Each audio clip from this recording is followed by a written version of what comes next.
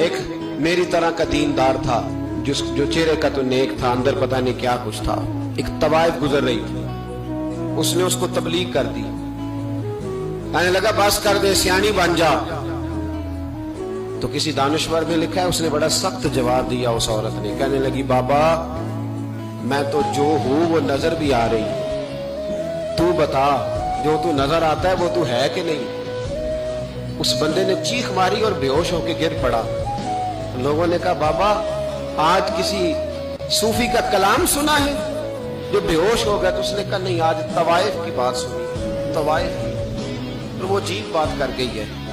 وہ کہہ گئی ہے میں تو جو ہوں میں نظر آ رہی ہوں، تو بھی تو بتا، تو بتا کہ تو دستار امامت پہنتا ہے.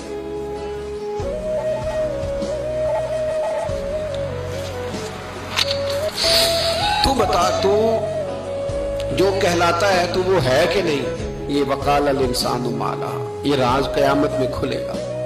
ہم جو کچھ بتا رہے ہیں نا اپنی زبانوں سے، ہمیں اپنے گناہوں کا احساس ہونا چاہیے.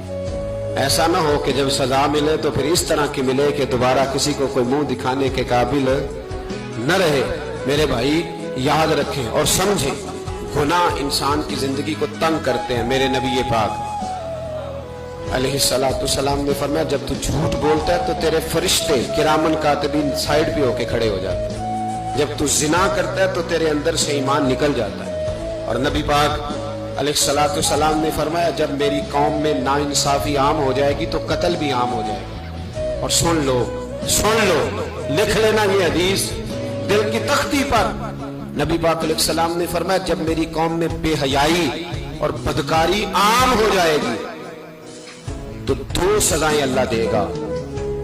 ایک تو جوان موتیں آئیں گی، جوان بچے کچھ بھی نہیں دیکھا چلے گا. اور دوسری سزا اللہ یہ دے گا کہ ایسی بیماریاں آئیں گی جن کا علاج نہیں ملے گا، ایسے امراض پھوٹ پڑے گے.